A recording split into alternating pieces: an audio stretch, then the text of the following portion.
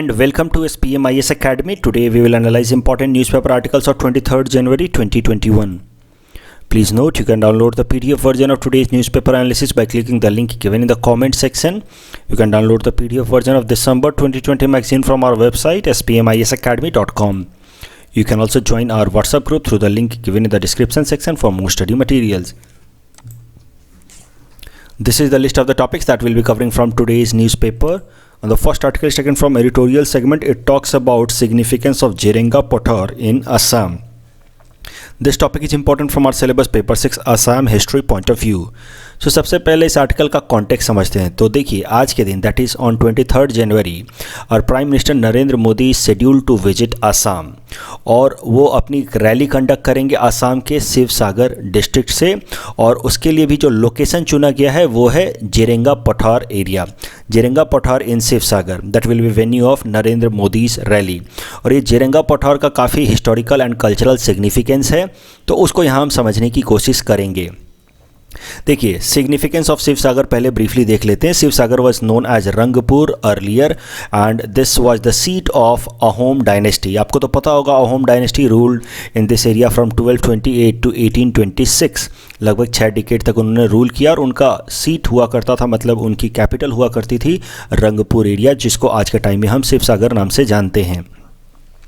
And significance of अब जिरेंगा Pathar area समझते हैं. शिवसागर के अंदर जो जिरेंगा पठार एरिया है उसका सिग्निफिकेंस समझते हैं. देखिए this is an open field in Sivasagar town and it is related with the courage and valour of 17th century Ahom princess Joymoti. तो Rani Joymoti was tortured to death here at Jerenga Pathar area इन शिवसागर और इसी कारण से ये काफ़ी कल्चरली हिस्टोरिकली सिग्निफिकेंट माना जाता है ये area Jerenga Pathar area of Shivsagar. तो समझते हैं रानी जयमती के बारे में समझते हैं. Rani Joymoti was wife of Ahom prince Gadapani and she is also known for her heroic endurance of torture until the end. देखो हुआ क्या कि ये Rani Joymoti was wife of Gadapani. Gadapani बाद में अहोम किंग भी बनेंगे, लेकिन उनके किंग बनने से पहले उनकी वाइफ को कैप्चर कर लिया था उस टाइम के किंग ने सुलिकफ लॉरा रोजा. और ये उनको टॉर्चर करके पूछा जा रहा था कि आप बताओ कि आपके हस्बैंड गदापानी कहाँ पे हैं. और इनको कितना भी टॉर्चर किया गया लेकिन she did not disclose the location of her exiled husband. उनके हस्बैंड ने कहीं पे शरण लिया हुआ था और वो रिवोल्ट की प्लानिंग कर रहे थे और इनको कितना भी टॉर्चर किया गया. वहाँ के उनके जो मिनिस्टर्स थे वहाँ के किंग के सुलिकफ के किंग के जितने भी मिनिस्टर्स थे उन्होंने इनको कितना भी टॉर्चर किया. She did not disclose the location where her husband prince Gadapani was hiding और टॉर्चर के दौरान ही इनकी डेथ भी हो गई. तो इस तरीके से रानी जॉयमती को एक बहुत ही ब्रेव प्रिंसेस के नाम से याद किया जाता है और उनके सेक्रीफाइस जो इस एरिया में हुई है जिरेंगा पठार एरिया में उसको आज तक उससे लोग इंस्पिरेशन लेते हैं. और लेटर ऑन उनके जो हस्बैंड गदापानी हैं ही conducted A revolt and he became king. तो ये तो आपको बेसिक असम हिस्ट्री में पता ही होगा. और जब गदापानी किंग बने उसके बाद उनके सन गदापानी और जॉयमती के सन रुद्र सिंघा भी किंग बने गदापानी के बाद. और रुद्र सिंघा ने एक टैंक बनाया है जॉय सागर टैंक. समझो तो एक बहुत बड़ा कुआं एक बनवाया है Joysagar tank in this area Jerenga Pathar area में. और ये जो जॉय सागर टैंक बनवाया गया है by king Rudra Singha that was just to commemorate his mother and how she sacrificed her life and how she endured the torture. फिर भी उन्होंने गदापानी के बारे में उन्होंने डिस्क्लोज नहीं किया इन्फॉर्मेशन और जिस कारण से बाद में गदापानी किंग बन पाए ऑफ अहोम डायनेस्टी. तो यह है sacrifice of Rani जॉयमती in जिरेंगा Pathar area जिस कारण से यहाँ पे इस लोकेशन को हिस्टोरिकली और कल्चरली सिग्निफिकेंट माना जाता है. और इसी कारण से आज की जो रैली है असम के अंदर वो प्रधानमंत्री मोदी इस एरिया से करने वाले हैं.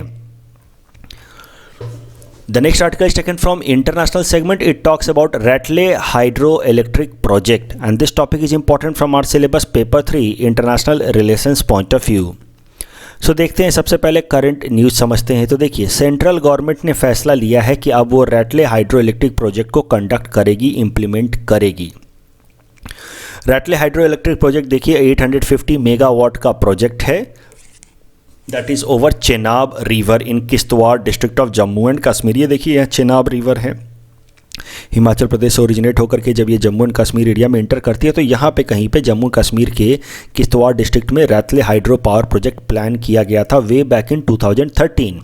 इस रैतले हाइड्रो पावर प्रोजेक्ट का stone laying foundation ceremony conduct कराया गया था 2013 में ही, उस टाइम के प्रधानमंत्री मनमोहन सिंह जी द्वारा। लेकिन इतने साल बीत गए, लगभग 10 साल बीत गए, 1 डिकेड के बावजूद भी ये रैतले हाइड्रो पावर प्रोजेक्ट अभी तक कंप्लीट इसलिए नहीं हो पाया है क्योंकि पाकिस्तान ने बार बार इस रैतले हाइड्रो पावर प्रोजेक्ट के इम्प्लीमेंटेशन पे अड़चनें लगाई हैं। It has frequently alleged that Ratle hydro electric power project violates Indus water treaty, और पाकिस्तान के बार बार इस एलिगेशन के कारण हम ये रैतले हाइड्रो पावर प्रोजेक्ट को पिछले 10 सालों में भी कंप्लीट नहीं कर पाए हैं। पाकिस्तान कहता रहा है कि this Ratle hydro power projects violates Indus water treaty. तो जरा समझते हैं कि इंडस वाटर ट्रीटी है क्या। देखिए, Indus river system comprises of 6 rivers, Indus, Jhelum, Chenab, Ravi, बियाज, सतलज। ये 6 नदियां हैं जो मिल करके कही जाती हैं इंडस रिवर सिस्टम। सब के सब इस जोन में आती हैं और ये जो 6 नदियां हैं इंडस रिवर सिस्टम की, इनका पानी is jointly shared between India and Pakistan. तो कई सारी इसमें से तिब्बत से ओरिजिनेट होती हैं लेकिन वो इंडिया होते हुए पाकिस्तान को जाती हैं और इनका पानी इस इंडस वाटर सिस्टम का पानी इंडिया और पाकिस्तान के बीच में शेयर किया जाता है। अब इंडस वाटर सिस्टम का ये जो भी 6 नदियाँ, उनका पानी किस ग्राउंड पे शेयर होगा इंडिया पाकिस्तान के बीच में, उसके लिए एक ट्रीटी साइन हुई थी इंडिया और पाकिस्तान के बीच में। उस ट्रीटी का नाम है इंडस वाटर ट्रीटी ऑफ 1960 और इस ट्रीटी के हिसाब से Ravi, Beas and Sutlej were allocated to India for exclusive use. तो इन तीनों नदियों का पानी पूरी तरह से इंडिया को बिलोंग करेगा, जबकि जो नॉर्थ वेस्टर्न रिवर्स थे जैसे कि इंडस, झेलम एंड चेनाब, इनका पानी पाकिस्तान को एलोकेट किया गया। लेकिन इसमें कंडीशन था कि India was allowed to use 20% of the Indus, Jhelum, Chenab water for some specific purposes like irrigation, power generation and transport. तो ये जो 3 नदियां पाकिस्तान को दी गई हैं, इंडस, झेलम, चेनाब, ये पूरी तरह से पाकिस्तान को नहीं सौंपी गई हैं। इसका 20% तक पानी इंडिया इस्तेमाल कर सकता है इरिगेशन के लिए, पावर जनरेशन के लिए, ट्रांसपोर्टेशन के लिए। और ये जो इंडस वाटर ट्रीटी थी, ये ओवरऑल वर्ल्ड बैंक ने इसको कंडक्ट कराया था इंडिया और पाकिस्तान के बीच में, और उसके बाद एक परमानेंट बॉडी इस्टेब्लिश की गई थी जिसका नाम रखा गया इंडस कमीशन, जो फ्यूचर में किसी भी डिस्प्यूट को रिजॉल्व करेगा इंडिया और पाकिस्तान के बीच में। तो इस तरीके से एक परमानेंट इंडस कमीशन भी है and this deal was brokered by world bank and this commission works under guidance of world bank only. अब जरा देखिए, जैसा कि आपने देखा कि झेलम, चेनाब और इंडस का पानी इंडिया इस्तेमाल कर सकता है 20% तक। इसी प्रोविज़न का इस्तेमाल करते हुए इंडिया रैतले हाइड्रो पावर प्रोजेक्ट बनाना चाहता था चेनाब रिवर के ऊपर, लेकिन पाकिस्तान ने ऑब्जेक्शन खड़ा कर दिया। पाकिस्तान ने कहा कि इंडिया 20% से ज़्यादा पानी यूटिलाइज कर रहा है चेनाब रिवर का and in this way India is violating Indus water treaty. और पाकिस्तान के इस लगातार ऑब्जेक्शन के कारण ही ये जो रैतले हाइड्रो पावर प्रोजेक्ट है ये इतने सालों तक इम्प्लीमेंट नहीं हो पाया। लेकिन करंट न्यूज़ ये है कि अब इंडिया ने फैसला लिया है कि वो इस रैतले हाइड्रो पावर प्रोजेक्ट को इम्प्लीमेंट करेगा डिस्पाइट पाकिस्तान्स ऑब्जेक्शन। इस टॉपिक के बेसिस पे हमने आपको ये प्रैक्टिस क्वेश्चन दे रखा है। You can attempt this question and you can submit the answer in the comment section. The next article is taken from economy segment. It talks about domestically systematic important banks, DSIB. This topic is important from our syllabus paper 4 Indian economy point of view. सबसे पहले current news समझते हैं। तो देखिए, RBI ने release किया है domestic systematically important banks की लिस्ट फॉर द ईयर 2020-21 और इसके हिसाब से हमारे देश के 3 ऐसे बैंक्स हैं जिनको डोमेस्टिकली सिस्टमेटिक इम्पॉर्टेंट बैंक की तरह कैटेगराइज किया गया है। They are State Bank of India, ICICI bank and HDFC। तो समझते हैं कि ये domestic systematically important banks DSIBs हैं क्या। देखो, some banks due to their size and significance are declared DSIB। जो बैंक काफ़ी बड़े होते हैं और जिनका हमारी इकोनॉमी के लिए सिग्निफिकेंस काफ़ी ज़्यादा होता है, उन बैंक्स को RBI डिक्लेयर करती है domestic systematically important bank. These banks are consider to be too big to fail, they are quite big और इन पे आप ट्रस्ट कर सकते हैं। समझो तो इस तरह से समझो आप कि जब भी RBI DSIB लिस्ट रिलीज़ करती है तो एक तरह से इनडायरेक्टली RBI कह रही है कि ये बैंक्स इतने बड़े हैं इतने रोबस्ट हैं, इनका फाइनेंशियल हेल्थ इतना अच्छा है कि ये कभी फेल नहीं होंगे। तो एक तरीके से इनडायरेक्टली वो पब्लिक को बता रही है कि at least you can trust these banks, और इसमें आप अपना पैसा रख सकते हैं without any apprehension. RBI issued the framework of dealing with DSIB इन 2014। मतलब 2014 से एक फ्रेमवर्क ले डाउन किया गया कि कौन कौन से ग्राउंड पे डोमेस्टिक सिस्टमेटिकली इंपॉर्टेंट बैंक्स की लिस्ट बनाई जाएगी, और इसी फ्रेमवर्क को फॉलो करते हुए 2015 से RBI एक स्कोर रिलीज करती है सारे बैंक्स का। उस स्कोर का नाम है सिस्टमेटिक इंपॉर्टेंस स्कोर। तो हर एक बैंक का स्कोर होता है, जैसे आप एग्जाम देते हैं और आपका स्कोर निकल के आता है, वैसे ही RBI ने एक फ्रेमवर्क ले डाउन किया, एक तरीका ले डाउन किया, और इसे उस तरीके के बेसिस पे 2015 से हर एक जो बैंक्स हैं हमारे देश के, उनका ये SIS systematic importance score publish होता है। और उस स्कोर में जो बैंक्स अच्छा परफॉर्म करती हैं उनको DSIB का टैग मिलता है। और 3 ऐसे बैंक हैं, SBI, ICICI एंड HDFC, जिनको ये DSIB का टैग मिला है फॉर द ईयर 2020-21। जैसे DSIB होता है डोमेस्टिक सिस्टमेटिकली इंपॉर्टेंट बैंक, वैसे ही होता है domestic systematically important insurance company DSII, और ये रिलीज करता है IRDAI, insurance regulatory development authority of India.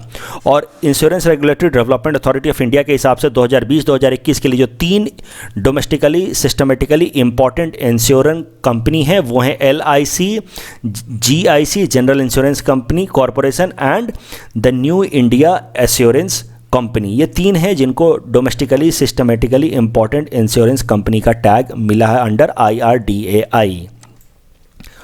The next article is taken from Assam segment. It talks about पर्यटन सारथी scheme. This topic is important from our syllabus paper 6 Assam economy point of view. So देखिए, last year world tourism day पे, आपको तो पता होगा कि world tourism day 27 सितंबर को celebrate किया जाता है हर साल। मैंने भी इससे रिलेटेड आर्टिकल कवर किया था। तो last year world tourism day that is on 27 September, government of Assam announce 3 schemes to promote tourism in Assam. और ये 3 स्कीम है पर्यटन संजीवनी, पर्यटन सारथी एंड पर्यटन पुण्यधाम स्कीम। और ये तीनों स्कीम को इम्प्लीमेंट करने वाली जो एजेंसी है वो है Assam tourism development corporation ATDC। World tourism day 27 सितंबर याद रखेंगे आप from prelims exam point of view. अब ये तीनों स्कीम पे आ जाते हैं जो आसाम सरकार ने अनाउंस किए थे वर्ल्ड टूरिज्म डे पे। इनके प्रोविजंस देखते हैं। देखिए, पर्यटन संजीवनी में loan will be given from rupees 1 lakh to up to rupees 20 lakh to interested local youth to take up new initiatives in tourism so that tourism sector gets a boost। तो 1 लाख से लेकर के 20 लाख रुपए तक का लोन दिया जाएगा हमारे यूथ को आसाम के अंदर, ताकि वो टूरिज्म सेक्टर में कुछ कंट्रीब्यूट कर सकें और टूरिज्म को प्रमोट कर सकें। दूसरा है पर्यटन सारथी। Under Paryatan Sarathi an electric gadget will be given by tourism department to the tourist guides. तो एक इलेक्ट्रिक गैजेट दिया जाएगा हर एक टूरिस्ट गाइड्स को आसाम के अंदर टूरिज्म डिपार्टमेंट द्वारा। इससे होगा क्या, इस इलेक्ट्रिक गैजेट की मदद से जो गाइड्स हैं हमारे, वो उनको कोई भी अगर प्रॉब्लम फेस होती है, कोई भी वो प्रॉब्लम महसूस करते हैं, तो वो हमारे टूरिज्म डिपार्टमेंट को बता सकते हैं, टूरिज्म डिपार्टमेंट से कम्युनिकेट कर सकते हैं।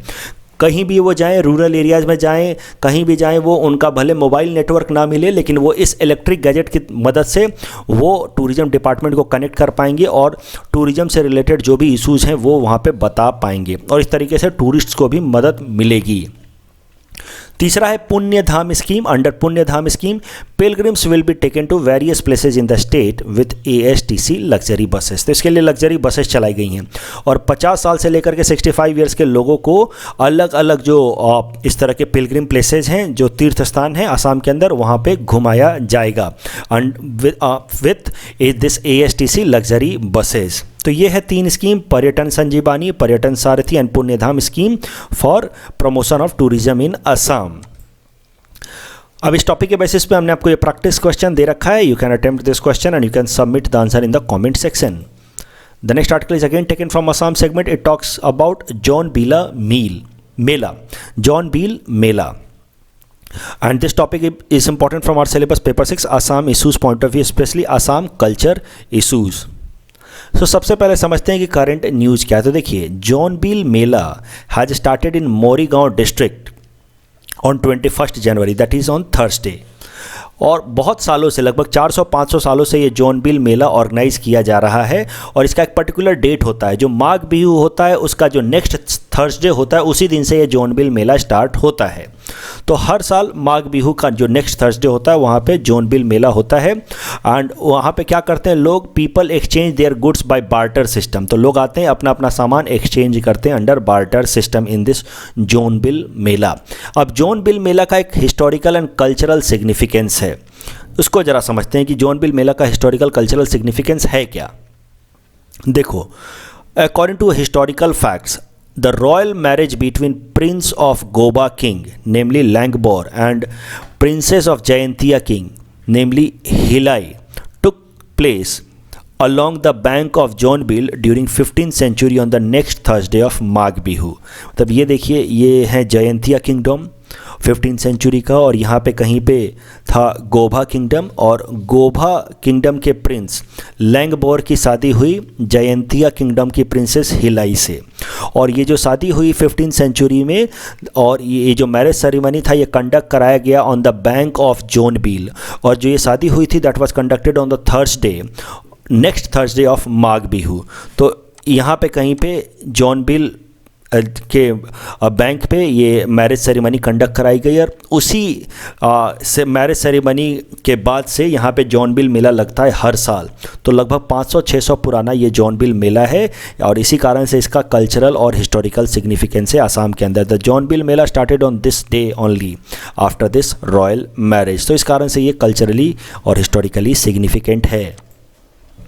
In our segment, most probable PD topics for upcoming APSC, today we'll cover topic number 357 to 359. Topic number 357 is about exercise Kavach, a large joint military exercise known as exercise Kavach, involves Indian Army, Indian Navy and Indian Air Force and the Indian Coast Guard. The tri-service exercise aims to fine-tune joint fighting capabilities and standard operating procedures towards enhancing operational synergy. Andaman and Nicobar Command is the only joint force command of our country। और ये जो exercise कवच हो रहा है ये Andaman and Nicobar command में कराया जा रहा है। Please attempt this question based on topic number 357। Topic number 358 is about Shri Narayana Guru. So Narayan Guru was a philosopher, spiritual leader and a social reformer of South India. He was born into a low caste family known as Ichawa caste. He led a reform movement against injustice in the caste-ridden society of Kerala in order to promote spiritual enlightenment and social equality. Organization उन्होंने एक बनाई थी इसी purpose के लिए जिसका नाम था SNDP, श्री नारायण गुरु धर्म परिपालन योगम, and it was an Indian spiritual organization। उन्होंने एक मूवमेंट भी स्टार्ट किया था जिसका नाम था वैकोम सत्याग्रह, and this movement was for a kind of social protest in the Travancore area against untouchability and caste discrimination।